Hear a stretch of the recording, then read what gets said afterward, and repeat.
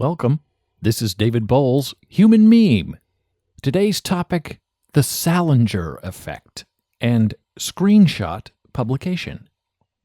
Who owns your letters? Who has the right to access and publish the private letters you write to another person? In 1987, J.D. Salinger, author of Catcher in the Rye, claimed a copyright on his private letters because they were unpublished. Salinger believed he owned the right to publish, or not, his own letters without having to worry that someone he was corresponding with would later publish his words without his explicit permission. A letter, he believed, was, by default, private, copyrighted, and not a gift to be done with as the recipient pleased. Salinger was upset because Random House planned to publish a book of his letters.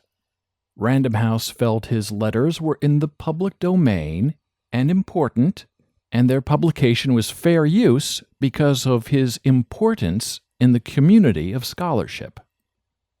And Salinger disagreed, and he won in court. No summary of his letters would be allowed or extracted or used in any sort of way. But in the end, the business of scholarship won, and Salinger's win was only temporary. In 1992, Congress changed the Copyright Act to allow fair use in publishing, and things have never made sense or been the same since. That Fair Use Act allowed pretty much the whole cloth copying of unpublished works. This is the important sentence that was added to the end of the act. The fact that a work is unpublished shall not itself bar a finding of fair use if such finding is made upon consideration of all the above factors. Now, that's an interesting change to who owns what you write. And it's frankly really bad for writers. But it's good for the press, and it's wonderful for universities, and terrific for other scholars who may wish to use every word and any word that a private person writes. You still cannot do a whole copy of a work and not pay the author or get some sort of permission from the author in lieu of payment. But picking apart the bits of something in order to use it, well, that actually inherently changes the world of the word, and the work, in situ, irrevocably, forever. But that doesn't matter if there's money to be made or a reputation to be founded. So what is fair use? You may summarize a bit of text and use that as long as you always point back to the original thought. You may slice out a bit of a sentence or two and refer that back to the source material as well, and you're pretty much safe. If you are doing scholarship and not reselling your work that quotes the original work in a large extent, you're probably all right there too as well, as far as the law goes when it comes to docent quoting. Remember, attribution is everything, really, and that's the only thing that matters when you're quoting the mind of someone else. What about images? Old paintings are always fun to use, but did you take the image of that old painting yourself? Or did you borrow it? Did you find the image online and steal it? Some image repositories online are fine with full fair use of anything they have on their servers. However, others are not and they want you to pay. Which camera took the image is important. The person clicking the shutter is the person who owns the copyright for that image, even if the painting is in the public domain. You may use edited bits of an image and try to call that fair use. Because you aren't using the entire image, you're just quoting or commenting on part of the whole to make an entirely different part, which you're commenting upon. Which, again, like the word before, inherently and irrevocably changes the point you're trying to make by invoking a certain landed image. Social media entirely complicates this matter. What's fair use online? How can you give proper credit and attribution to someone in 140 Twitter characters or fewer? It's impossible if you're including original text, and there cannot even be an implied attribution. We started this conversation by asking who owns your letters, and the murky answer is pretty much you do, unless you're important and scholars want to write about you. And so the next question is, who owns your text messages? SMS text messages are, by default, a private conversation. Text messages aren't social media postings that everyone can read and forward and comment on and republish at will without permission, but SMS messages are an entirely different interest.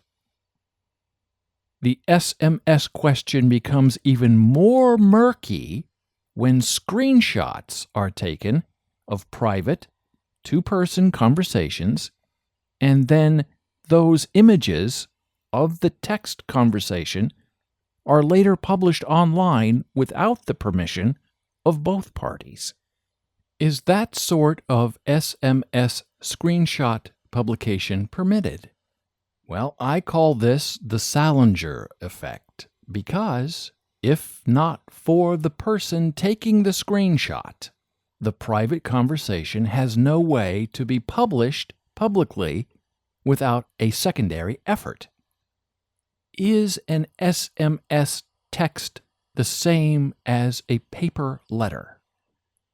Is an SMS text a gift to be shared and publicized by the recipient at will?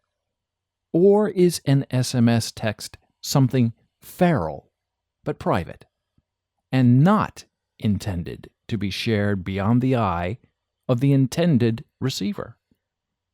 You'd post a public note to that person instead of going private, right? This problem of implied intimacy is why Snapchat and other private messaging systems are on the rise.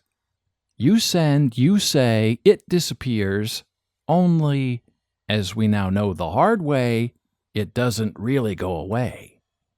There's no disappearing or deletion because everything electronic stays and keeps flowing with or without you.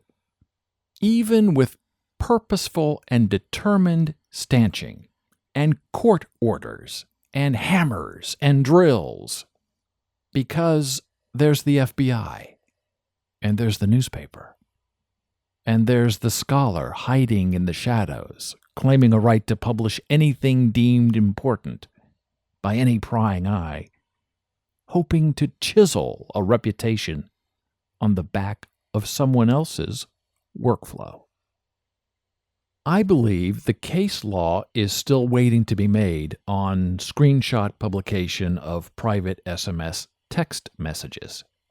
Yes, you can see those sorts of screenshots everywhere all day right now.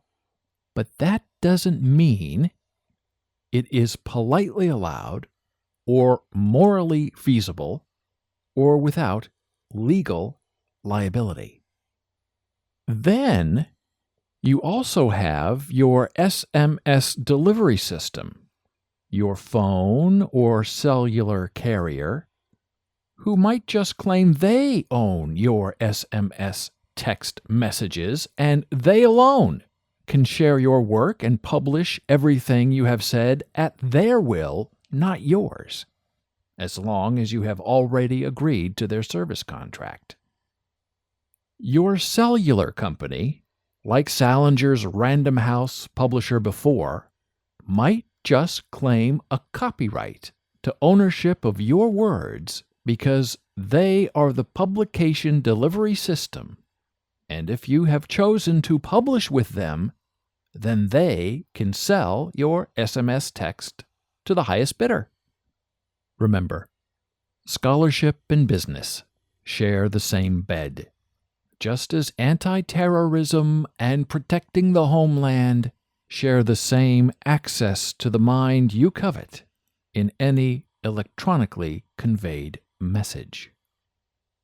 My advice is to always believe your SMS messages will one day be a part of the public record, and that you should never, in any case or manner, write something you don't want the entire world to read all day, every day.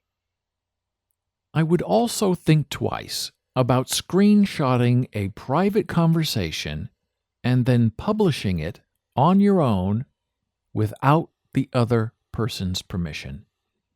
Because there are hungry lawyers out there waiting to make case law on the sweat of your back and the breaking of your brow, all in the name of justice and right doing, all in the desire to be heard and loved and understood, just as you do, by trafficking the private words of some other.